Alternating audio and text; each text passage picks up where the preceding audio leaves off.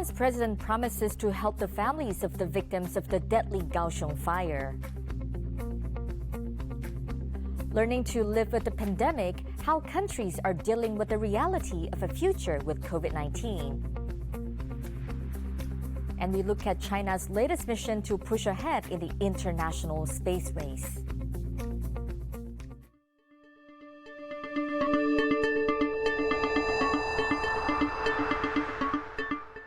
Hello and welcome to TaiwanPlus News. I'm Betty Chen. Taiwan's president has visited the scene of one of the country's most devastating fires, which killed dozens of people. President Tsai Ing-wen urged central and local governments to work together to provide full support to the victims' families, including funeral expenses.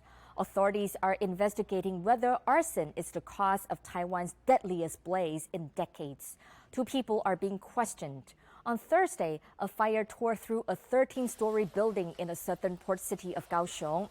46 people died and dozens were injured. The incident has highlighted concerns about lax building safety standards. 那我们这次有许多位的罹难者，我们要向他们的家属表达哀悼跟慰问之意。我们也一定会协助处理后事。 对于受伤的医院也会给予他们最好的照顾。那么在灾后工作上，中央和地方会全力的协助，也将透过专人以1对1的方式来提供协助，帮助我们的居民渡过难关。 After almost 2 years living with the COVID pandemic, countries around the world are coming to terms with the fact that it is here to stay for the foreseeable future. As economies buckle under the strain of lockdowns and restrictions, governments are finding ways to open up while keeping populations safe. Most of the latest measures hinge on vaccinations, but as Divya Gopalan reports, some of the mandates are raising concerns. The shouts of freedom resonated across major ports and cities in Italy. Thousands of workers went on strike, and protesters took to the streets to push back against the requirement for all Italian workers to present a COVID pass. Perché ci ledono nella nostra libertà. Io voglio decidere, io ho 69 anni, siccome saranno bugie, non saranno bugie, io non lo so se sperimentare, perché devo rischiare? Italy's Green Pass shows whether you have had a COVID vaccine, recovered from it, or had a negative test. It became mandatory in all workplaces on Friday. Dipende sempre dal contesto, nel senso che conta tanto anche l'ambiente lavorativo. Ci sono ambienti lavorativi in cui si fa più fatica a tenere le distanze, quindi il Green Pass mi sembra ancora più necessario. The Green Pass mandate is seen as one of the toughest anti-COVID measures in the Western world and is a preview of a similar plan by the United States government. The Biden administration has said it will soon require workers in companies with 100 employees or more to be vaccinated. This comes as the U.S. announced plans to ease travel restrictions. November 8th will be the official start of a wide reopening for fully vaccinated foreign travelers arriving by air or land. And next month, Australians too will be getting some travel relief. Tens of thousands of citizens stranded abroad due to the strict quarantine regime will now be able to return to the country. That they'll be in a position to move to a no quarantine arrangement for people arriving back in Australia from the 1st of November. Which enables us to be in a position to ensure that we can lift the caps for returning Australian citizens, residents and their families from the 1st of November into New South Wales. Since 2020, Australia has imposed some of the world's strictest on-again, off-again lockdowns that not only severely limited international travellers, but also domestic travel between its states and even stopped many Australians returning home. Patrick Chen and Divya Gopalan for TaiwanPlus. From next Tuesday, Singapore will lift quarantine restrictions for vaccinated travelers from the U.S., Britain, and 6 other Western nations. It's a significant move towards opening up, as countries' borders have been effectively closed since early last year. But in many parts of Asia, borders are still firmly shut. TaiwanPlus reporter Louise Watt spoke to two correspondents in the region and started by asking about China, which, despite low case numbers, is still reluctant to open up to travelers. A few reasons, I think. The first is that there does seem to be a correlation between places that have next to no COVID and fear of the virus. And I think domestically in China, after the whole pandemic began in Wuhan, after a few months, they'd managed to reduce COVID numbers down to such a small amount that people have become very accustomed to having no COVID in China. And for that reason, there's great, I think, anxiety about this illness within China domestically. So for the government, it plays pretty well to, be able to domestically boast about how it's the only major country in the world that's been almost able to eliminate COVID or eliminate it, and from time to time, when it comes back, suppress it. But second of all, I think we're about 1 year out from the 20th Party Congress. You know, this is a power reshuffle in the party. And the year leading up to these major once in every 5 year events usually is a pretty conservative year in terms of risks. So I can't imagine in the 12 months leading up to that big political reshuffle that Xi Jinping, especially seeing that he's determined to, you know, break recent protocol and get a third term, I don't think he would look at reopening the borders and allowing some level of COVID to circulate as a particularly popular move ahead of that major meeting at the end of next year. Away from China, Singapore is one of the first places in Asia to open up and experiment with a new normal. Nicola, why do you think Singapore is going ahead with that? Well, the main reason it's going ahead with that is because it has 83% of its population fully vaccinated, which is now one of the most vaccinated, if not the most vaccinated country in the world, which gives it more flexibility to start reopening. And yet it's still a difficult journey to make. Back in June, ministers who were leading the coronavirus response said, they said very clearly, here's our pathway to reopening. It depended very much on mass vaccination, but also on still maintaining social distancing measures and people just taking on some social responsibility. You know, if you're sick, then don't go to work, for example. But they're still finding that case numbers are rising very quickly. Last week, Singapore, or in recent days, Singapore has been seeing numbers in the 3,000s of people who are testing positive for COVID-19. And it has to be said that the vast majority of these cases are, about 98% of these cases are mild or asymptomatic. And so people are being asked just to stay at home if they're sick. But it still is putting a burden on the healthcare system there. And Prime Minister Lee, a few days ago, gave a speech to the nation trying to just lay out the latest developments. And he said it could be 3 to 6 months before Singapore can really return to a proper normal life. The full conversation between the correspondents will be on our YouTube channel from Monday.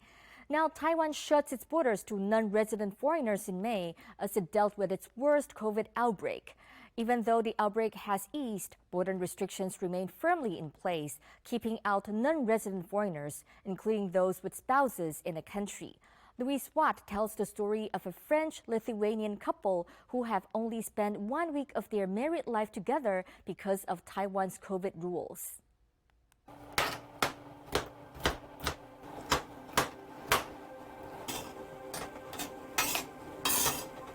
Clément Potier is in his Taipei kitchen baking a cake for his wife's birthday.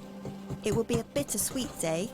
She is thousands of miles away in her home country of Lithuania.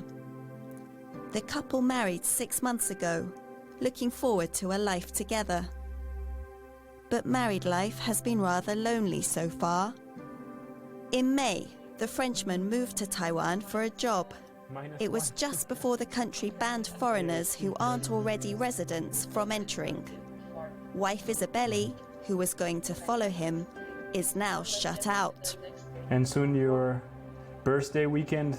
Unfortunately, I cannot be with you for your birthday. It will be a Monday, right? So we celebrating my birthday. Yeah. Good.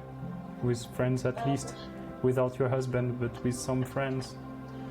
They've been together 7 years, but since their wedding 6 months ago, they've only spent a week together. Clement moved to Taiwan to work in the tech industry, where his engineering and chip designing skills are in high demand. Almost everything is difficult without her. When you're constantly with someone and then from one day to another you're separated, then yeah, it's quite hard. It's a situation that people in many countries can relate to. The pandemic has changed the world, drastically reducing the number of planes in the sky and closing many borders, particularly in Asia, leaving couples and families apart. I love the photo because I think she looked like the statue a little bit. And yeah, when I'm working now, I like to have a picture of her. It's difficult even just to look at the picture and not to cry because we are far away from each other, but still I'm happy to see the photos when she's happy. They met in France, then lived in Lithuania, before deciding to make Taiwan their new home together. We are just really sad. Sometimes I can cry like during the day at work just like that because I miss her, or I don't know when I will be able to see her again, and it affects you mentally. During all day, if you're just sad, you can't find motivation for anything. Yes, it's difficult. In September, Taiwan started allowing foreign spouses of Taiwanese to enter, but the husbands and wives of foreigners are still banned. I would like to have these rules for the borders changed for the people who are at least legally married like us. Less than 6 months after he moved to Taiwan to help a local startup grow, Clement is considering going back to Europe. He would like to build a life in Taiwan, but first and foremost, he wants to plan a future with his wife. Chris Ma and Louise Watt for TaiwanPlus. TaiwanPlus reached out to the Central Epidemic Command Center for comment, and they have not yet responded. Moving on to some other news making the world headlines. A suicide attack on a Shiite mosque in Afghanistan has killed 47 people in the deadliest attack since the U.S. withdrawal. The mosque in the city of Kandahar was packed with worshippers for Friday prayers.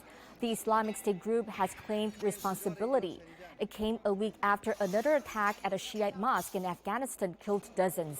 Many fear recent violence demonstrates that the Taliban, which took over Afghanistan 2 months ago, is unable to rein in militant and terrorist groups.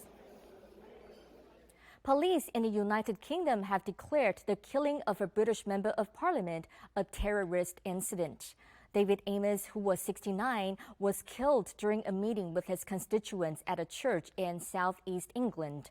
A church service was held in his honor on Friday evening. Police have arrested a man aged 25.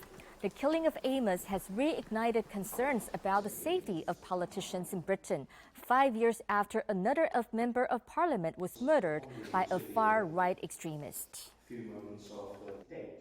China's latest space mission, the Shenzhou 13, has successfully landed and connected with the Tiangong space station, bringing along its first female astronaut to the station. But as the space race between the U.S. and China heats up, politics still plays a major role. Jaime Okan has more. 3、2、1，点火！ With the launch of the Shenzhou 13 spacecraft, China adds fuel to the already competitive space race. The craft will dock at the Tiangong space station, where the team will undergo the country's longest mission yet, and will also be home to the station's first female astronaut. But even in space, there's no escaping Earth's politics. A 2011 Wolf Amendment, the guidelines for the International Space Station, effectively shuts the door on true bilateral cooperation in space, and it prohibits NASA from spending any money on interactions with China. So dialogue instead often takes place between American and Chinese scientists at the international conferences. Even without gravity, friction between the US and China is apparent in space, as it is also seen in the ground and seas, with both sides vying for greater regional influence. The two countries are pouring significant resources and capital into space exploration, with American companies like Tesla and Blue Origin already leading the way. They're giving civilians a chance to take a trip to the Milky Way, as long as they can afford the sky-high ticket prices. But for China, the push beyond Earth is state-driven. The Chinese Space Agency is planning a total of 11 missions to Tiangong Space Station through to the end of next year, and this includes at least 2 more crewed launches. Chris Ma and Jaime Okan for TaiwanPlus. After the break, we'll have a special segment on the environment to mark the end of a major United Nations Biodiversity Summit.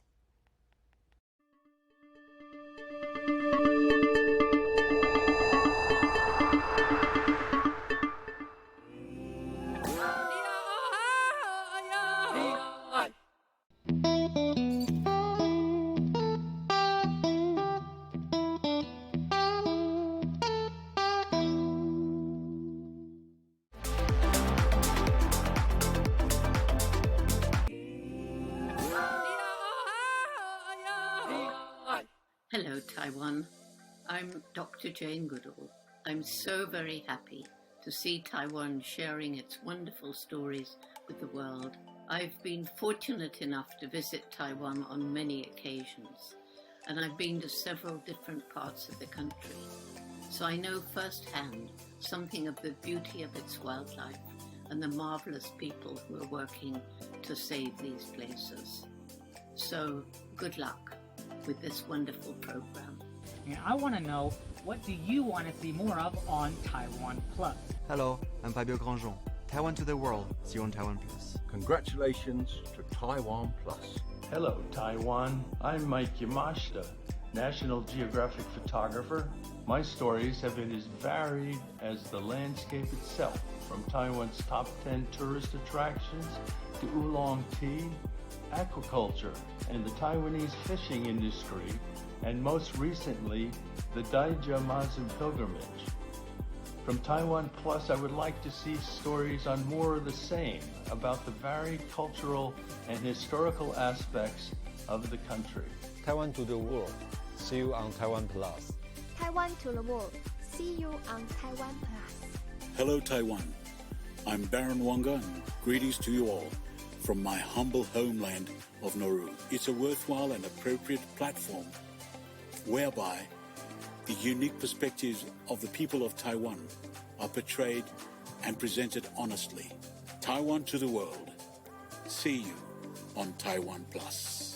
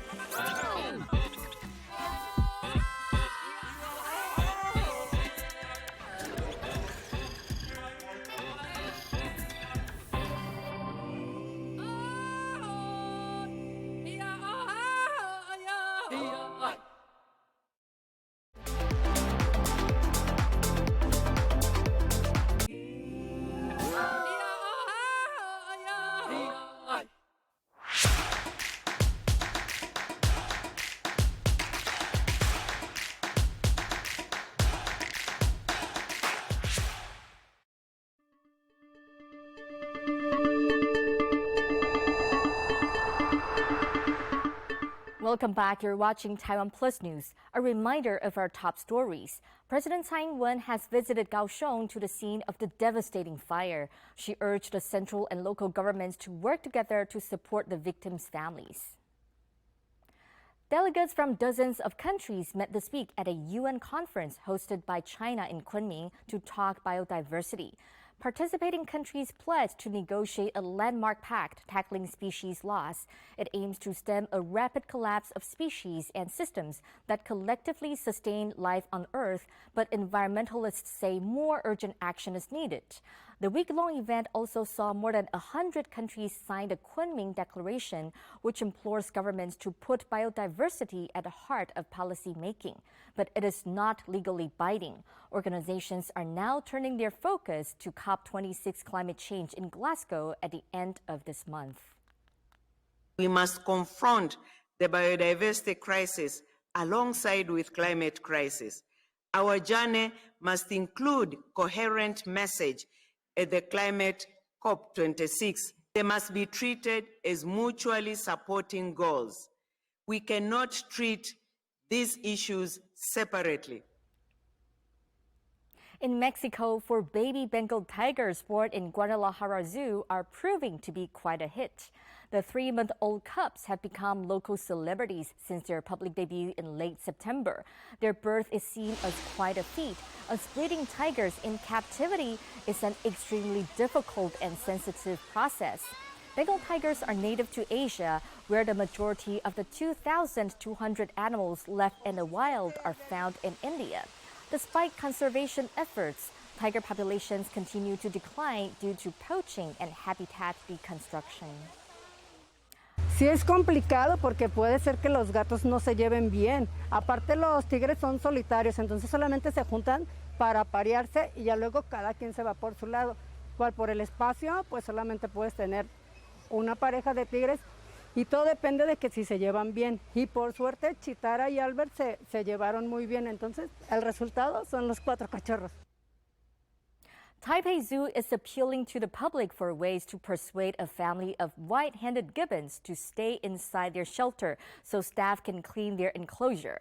Since May, zookeepers have been leaving food in the indoor area of the enclosure so they could clean the open areas. But every time they do, the gibbons have simply brought the food back outside for a picnic. The zoo says it welcomes any suggestions on how to tempt the endangered apes to stay indoors.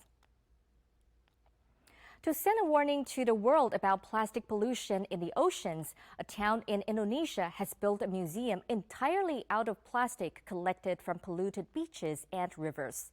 In the town of Gresik, Indonesian environmentalists built a museum made with over 10,000 plastic waste items, such as bottles and straws. The museum aims to convince people to examine their carbon footprint and reduce their use of plastic materials.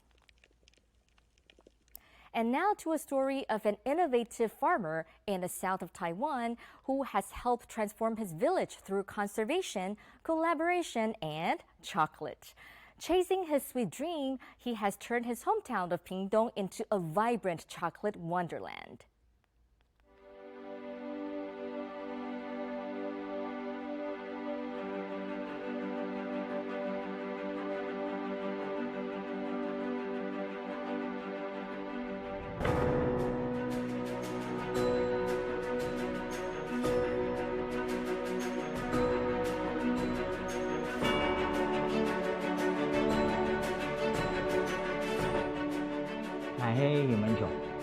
Tôi在平壤內部，我將附近綠色的景緻帶入農村，又可以將這位景緻建成嘅。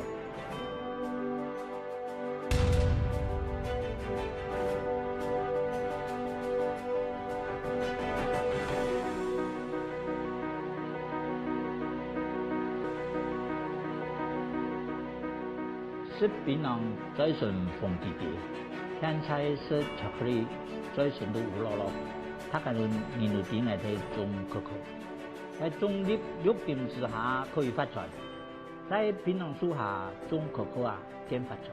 用烏金同我哋嘅綠金兩個結合在中下，可以造成雙贏。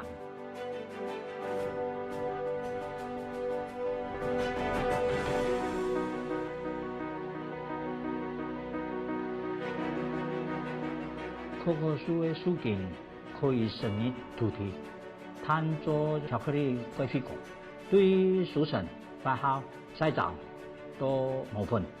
而做到巧克力的成型，除非我们这个爱上去自己摸索出来，咱做出可以全世界同等级的巧克力。因为我们自己种出成绩，其他农民都得得，巧克力也可以复读式，所以大家才能开始种可可树。现在内部已经有20家的可可树园，我们将所有生产的原料全部都制成巧克力。希望亚中迄边的实力可以留在本菜地的肢体，继续成长。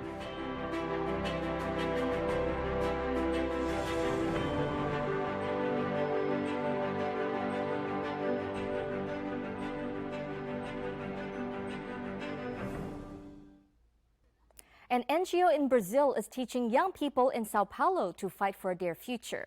The program teaches about discipline, keeps the participants active, and helps them stay in school. An organization known as NAVE started the program in 2014, and their message has landed well with the young boxers. Thanks for watching TaiwanPlus News. I'm Betty Chen. We leave you with some images of Colombian sea turtles finally returning to their home after being seized by animal traffickers. Check out the TaiwanPlus News app for this show and more. Stay safe and see you next time.